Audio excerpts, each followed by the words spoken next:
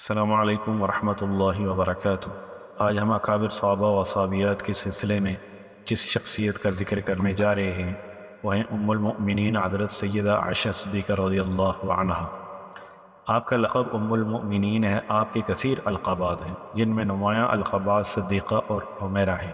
بعض محدثین نے حمیرہ کے لقب سے انکار کیا ہے، تاہم کتب تاریخ میں یہ لقب موجود ہے۔ ام المؤمنین سیدہ عائشہ صدیقہ رضی اللہ عنہا سرکار دو عالم صلی اللہ علیہ وسلم کی سب سے محبوب اہلیہ اور علم و حکمت سے مالا مال خواتین کی سردار تھیں۔ سرکار صلی اللہ علیہ وسلم کے وصال کے بعد آپ کی شخصیت نمایاں ہو کر سامنے آئی۔ خلفائے راشدین کے عہد فتوحات کی آپ عینی شاہدہ تھیں۔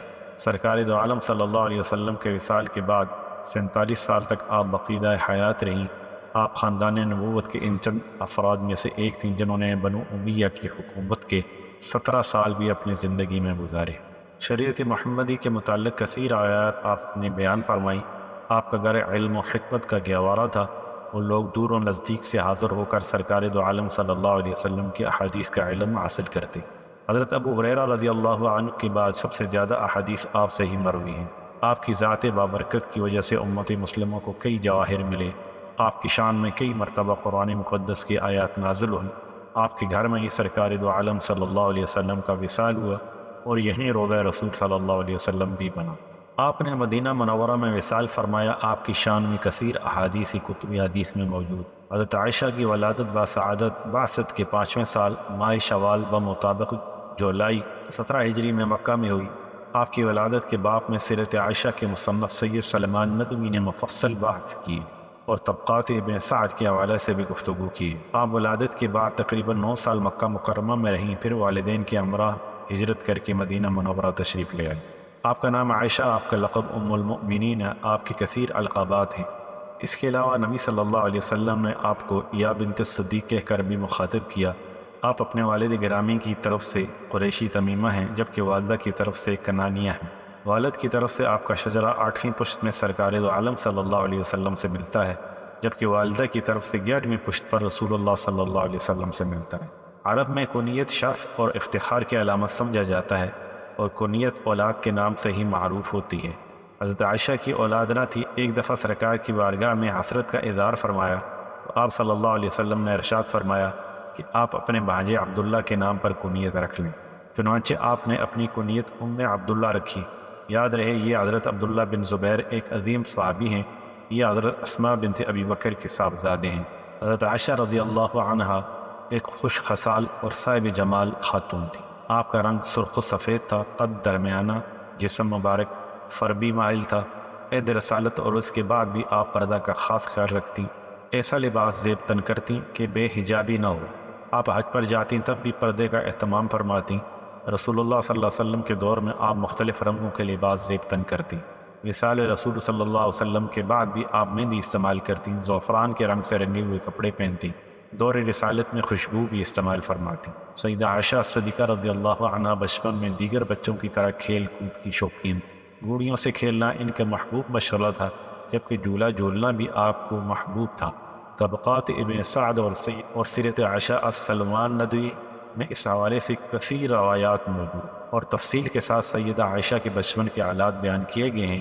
سنن ابن داؤد کی ایک معروف حدیث اکثر مورخین نے نقل کی ہے کہ حضور صلی اللہ علیہ وسلم ایک غزوہ سے واپس تشریف لائے تو غزوہ سے متعلق اختلاف ہے کہ کون سا غزوہ تھا، تو حضرت عائشہ رضی اللہ عنہا کھلونوں اور گھوڑیوں سے کھیل رہی تھی۔ ان کھلونوں میں ایک گھوڑا بھی تھا جس کے پر بنے ہوئے تھے۔ کتب حدیث میں ایک روایت خود سیدہ عائشہ سے مروی ہے کہ آپ فرماتی ہیں کہ میں گھوڑیوں سے کھیلا کرتی تھی۔ بعض اوقات نبی صلی اللہ علیہ وسلم تشریف لاتے تو بچیاں چلی جاتی اور جب آپ گھر سے باہر تشریف لے جاتے تو بچیوں کو واپس بھیج دیتے۔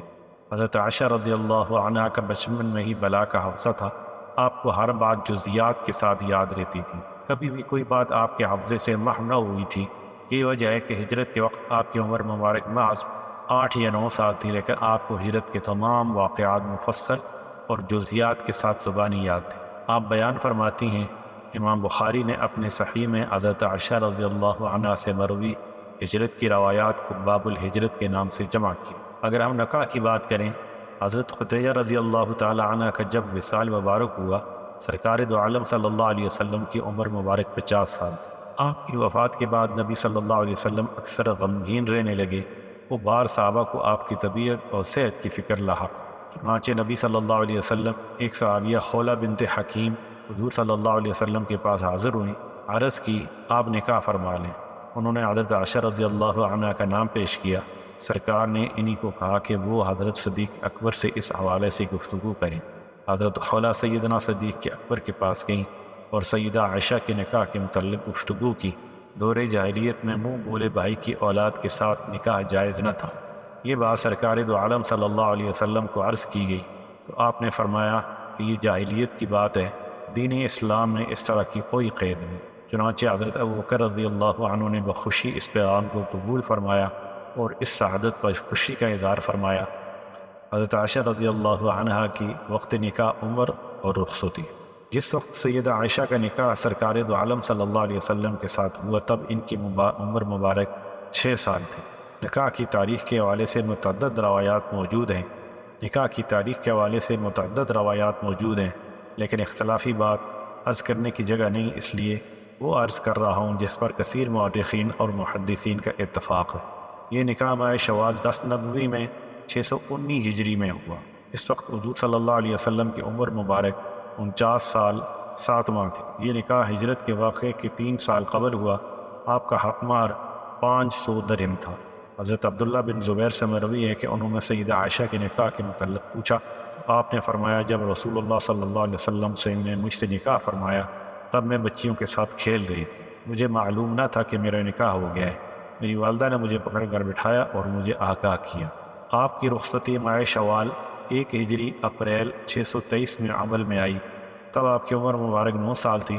سیدہ عائشہ خود ارشاد فرماتی ہیں کہ میرا نکاح بھی شوال میں ہوا اور رخصتی بھی شوال میں ہوئی۔ حضور اکرم صلی اللہ علیہ وسلم کی ازواج میں سے کون مجھ سے زیادہ خوش قسمت اور آپ کی پسندیدہ تھی؟ حق بات یہ ہے کہ حضور صلی اللہ علیہ وسلم نے اپنے مخلص ترین صحابی کو یہ شرف عطا کرنا چاہتے تھے، حضرت عائشہ صدیقہ رضی اللہ عنہ، لیکن نگاہ نبوت نے دیکھ لیا تھا کہ اس بچی میں وہ تمام صفات موجود ہیں جو دین اسلام کی ایک قابل فخر معلمہ اور مبلغہ کے لیے ضروری ہے۔ نگاہ نبوت نے ان کی پاکیزگی فطرت کا بھی اندازہ لگا لیا تھا۔ تاریخ نے ثابت کر دیا اس رشتہ سے جو توقعات وابستہ کی وہ کما حقہ پوری ہوں۔ اس نکاح کا ایک اور پہلو بھی ہے کہ حضرت عائشہ رضی اللہ عنہ سے نکاح منشاء الہی بھی تھا۔ کثیر کتب احادیث میں یہ مروی ہے کہ خود عائشہ رضی اللہ عنہ نے ارشاد فرمایا کہ حضرت جبرائیل علیہ السلام ریشم کے ایک سبز کپڑے میں لپیٹ کر ایک تصویر سرکار دو عالم صلی اللہ علیہ وسلم کو پیش کی، عرض کی یا رسول اللہ یہ دنیا آخرت میں آپ کی اہلیہ ہیں۔ آپ فرماتی ہیں کہ سرکار دو عالم صلی اللہ علیہ وسلم نے مجھے خود فرمایا کہ میں آپ کو 2 دفعہ خواب میں دیکھا کہ تم ریشمی کپڑوں میں لپٹی ہوئی ہو اور مجھے بتایا گیا کہ یہ آپ کی زوجہ ہے۔ اس لیے آپ صلی اللہ علیہ وسلم نے ریشم کا کپڑا ہٹا کر دیکھا۔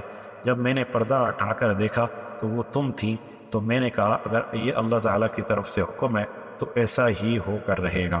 حضرت سیدہ عائشہ صدیقہ رضی اللہ عنہا فرماتی ہیں نکاح کے بعد 3 سال تک اپنے والدین کے گھر میں مقیم رہی۔ آپ کو بھی 2 دفعہ ہجرت کرنے کی سعادت حاصل ہوئی۔ روایت کے مطابق خود عائشہ نے بیان فرمایا کہ میرے والد سیدنا صدیق اکبر رضی اللہ عنہ نے حبشہ کی طرف ہجرت کرنا چاہی، لیکن برق الغماد نامی جگہ پر ابن داغنہ نامی شخص نے آپ کو ہجرت سے روک دیا اور آپ کو واپس مکہ مکرمہ لے آیا، جبکہ دوسری دفعہ حضرت ابوبکر صدیق رضی اللہ عنہ نے سرکار دو عالم صلی اللہ علیہ وسلم کے ہمراہ ہجرت فرمائی۔ اس ہجرت کی تمام تر تفصیلات خود سیدہ عائشہ نے بھی بیان فرمائی ہیں۔ جب ہجرت کے بعد سرکار دو عالم صلی اللہ علیہ وسلم مدینہ شریف میں قیام پذیر ہوئے تو آپ صلی اللہ علیہ وسلم نے زید بن حارثہ اور حضرت ابو رافع کو اپنے اور سیدنا صدیق اکبر کے اہل خانہ کو لانے کے لیے مدینہ منورہ بھیجا۔ چنانچہ حضرت عبداللہ بن ابی بکر اپنی والدہ ام رومان، اپنی بہنوں سیدہ اسماء بنت ابو بکر اور سیدہ عائشہ رضی اللہ عنہا کو لے کر مدینہ کی طرف روانہ ہوئی۔ ہجرت کے اس واقعے کی تفصیلات کافی طویل ہیں، لیکن یہاں پر بالکل اختصار کے ساتھ عرض کی گئی ہیں۔ مدینہ منورہ میں ابتدائی ایام اور بیماریاں۔ حضور صلی اللہ علیہ وسلم کے صحابہ کرام کو ابتدائی طور پر مدینہ کی آب و ہوا راس نہ آئی تو اکثر صحابہ کرام بیمار پڑ گئے۔ حضرت سیدنا صدیق اکبر رضی اللہ عنہ بھی شدید بیمار ہو گئے اور حضرت عائشہ رضی اللہ عنہ ان کی تیمارداری میں مصروف ہو گئے۔ جب حضرت ابوبکر رضی اللہ عنہ کو کچھ افاقہ ہوا تو سیدہ عائشہ بیمار ہو گئی۔ آپ کو شدید بخار ہوا کہ آپ کے سر کے بال جھڑ گئے۔ کافی عرصہ کے علاج معالجہ کے بعد آپ کی طبیعت بحال ہوئی۔ ایک دن حضرت صدیق اکبر رضی اللہ عنہ نے عرض کی، یا رسول اللہ صلی اللہ علیہ وسلم، آپ اپنی اہلیہ کو رخصت کر کے کیوں نہیں لے جاتے؟ تو آپ صلی اللہ علیہ وسلم نے فرمایا، میرے پاس مہر کی رقم نہیں۔ حضرت سیدنا صدیق اکبر رضی اللہ عنہ نے آپ کو 500 درہم قرض دیے، یوں آپ کی رخصتی عمل میں آئی۔ سرکار دو عالم صلی اللہ علیہ وسلم کے ایام و وصال۔ حضور اکرم صلی اللہ علیہ وسلم کا مرض وصال سر درد سے شروع ہوا، لیکن اس بیماری کے عالم میں بھی آپ نے اپنی ازواج کے درمیان مقرر کی باریوں کا خیال رکھا، حتیٰ کہ آپ کی دیگر ازواج نے خیال کیا کہ آپ زیادہ وقت حضرت عائشہ رضی اللہ عنہا کے حجرہ میں بسر کرنا چاہتے ہیں، چنانچہ تمام ازواج مطہرات بخوشی اپنی باری سیدہ عائشہ کو دے دی۔ چنانچہ سرکار دو عالم صلی اللہ علیہ وسلم نے بیماری کے ایام حضرت عائشہ رضی اللہ عنہا کے حجرہ مبارک میں گزارے، اور انہوں نے آپ کی تیمارداری میں کوئی کسر اٹھا نہ رکھی، اور پھر اسی کمرے میں آپ صلی اللہ علیہ وسلم کا وصال ہوا۔ وصال نبوی کے حوالے سے اکثر روایات سیدہ عائشہ رضی اللہ عنہا سے ہی مروی ہیں۔ آپ نے ارشاد فرمایا کہ جب سرکار دو عالم صلی اللہ علیہ وسلم کا وصال ہوا تو آپ صلی اللہ علیہ وسلم کا سر مبارک میرے زانوں پر تھا، جبکہ ایک اور روایت کے مطابق وقت وصل سرکار کا سر ان کے سینے پر تھا۔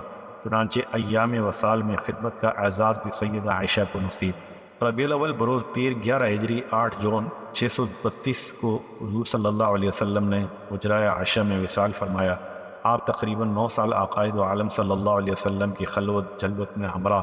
12 ربیع الاول بروز پیر 11 ہجری 8 جون 632 عیسوی کو رسول اللہ صلی اللہ علیہ وسلم نے حجرہ عائشہ میں وصال فرمایا۔ آپ تقریباً 9 سال آقائے دو عالم صلی اللہ علیہ وسلم کی خلوت و جلوت میں ہمراہ رہی، اور آپ سے بے شمار مسائل اور روایات مروی ہوئیں۔ آپ سرکار دو عالم صلی اللہ علیہ وسلم کے وصال کے تقریباً 47 سال بقید حیات رہیں۔ ان 47 سالوں میں آپ نے ایک ماں کی طرح اپنی امت کی رہنمائی کی، اور ہر معاملہ میں سرکار کے فرامین کی روشنی میں واضح احکامات بیان فرمائے۔ آپ نے مناسک حج، عبادات، ایمانیات اور ازواجی زندگی کے حوالے سے سیرت نبوی کی روشنی میں امت کی رہنمائی کا فریضہ سر انجام دیا۔ آپ کے فضائل اس قدر زیادہ ہیں کہ اس مختصر سے مضمون میں ان کا احاطہ کرنا ممکن نہیں، لیکن چند ایک بیان کر رہا ہوں۔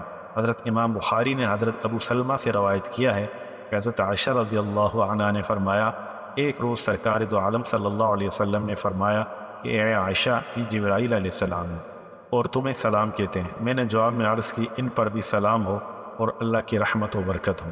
جو کچھ آپ ملاحظہ فرما سکتے ہیں وہ میں نہیں کر سکتی۔ جبکہ ایک اور روایت میں آپ فرماتی ہیں کہ میں نے حضرت جبرائیل علیہ السلام کو گھوڑے پر سوار اپنے حجرہ کے دروازے پر دیکھا، جب وہ حضور صلی اللہ علیہ وسلم سے آہستگی سے گفتگو فرما رہے تھے۔ حضور صلی اللہ علیہ وسلم نے ان سے پوچھا کہ آپ نے ان کو دیکھا؟ میں نے عرض کی، دیکھا۔ حضور صلی اللہ علیہ وسلم نے پوچھا کہ یہ کس شخص کی طرح تھے؟ میں نے عرض کی، دحیحہ کلبی کی طرح۔ آپ نے فرمایا، تم نے خیر دیکھا۔ وہ جبرائیل علیہ السلام تھے اور آپ کو سلام کہہ رہے تھے۔ حضرت عائشہ صدیقہ رضی اللہ عنہا کے لیے قرآنی آیات کا نزول۔ جب منافقین نے حضرت عائشہ رضی اللہ عنہا پر تہمت لگائی تو ان کی برات کے لیے قرآن کی آیات نازل ہوئیں۔ صرف ایک آیت نہیں بلکہ سورہ نور کی آیت نمبر 16 سے لے کر آیت نمبر 20 تک تمام آیات سیدہ عائشہ کی برات اور ان کی فضیلت میں نازل ہوئیں۔ آیات تیمم۔ حضرت عائشہ رضی اللہ عنہ خود فرماتی ہیں کہ ہم غزوہ بنی مصطلق میں تھے کہ جب ہم مقام ذات الجیش پر پہنچے تو میرا ایک ہار کھو گیا۔ حضور صلی اللہ علیہ وسلم نے قافلہ رکوایا، سب لوگ ہار کی تلاش میں لگ گئے۔ اسی اثناء میں رات ہو گئی، لیکن چونکہ وضو کے لیے پانی نہیں تھا، سب لوگ بشمول حضرت ابوبکر صدیق رضی اللہ عنہ مجھ پر بہت غصہ ہوئے کہ آپ کی وجہ سے سرکار صلی اللہ علیہ وسلم کو زحمت اٹھانا پڑی۔ اسی اثناء میں آیت تیمم نازل ہوئی، لوگوں نے تیمم کیا اور نماز ادا کی۔ آپ سے مروی احادیث کی تعداد حضرت عائشہ رضی اللہ عنہ سے 2210 احادیث مروی ہیں، ان میں سے 184 متفق علیہ ہیں۔ یہ تعداد سید سلیمان ندوی نے تحریر کی ہے، لیکن محققین نے مزید کام کیا اور تفصیل بیان کر دی ہے کہ اگر سائے ستہ میں مقرر روایات کو حذف نہ کیا جائے تو احادیث کی تعداد کچھ یوں بنتی ہے: بخاری شریف 960، صحیح مسلم 641، سنن ابی داؤد 405، سنن نسائی 690، جامع ترمذی 535، ابن ماجہ 411 سنن دارمی 200 سن 58 ہجری میں 67 سال کی عمر میں آپ علیل ہوئیں۔ 17 رمضان المبارک 58 ہجری 13 جولائی 678 کی شب آپ کا وصال ہوا۔ ان کی وفات کی خبر مدینہ منورہ میں پھیل گئی اور گلیوں میں بے تحاشا ہجوم ہو گیا، جس کی مثال ملنا مشکل ہے۔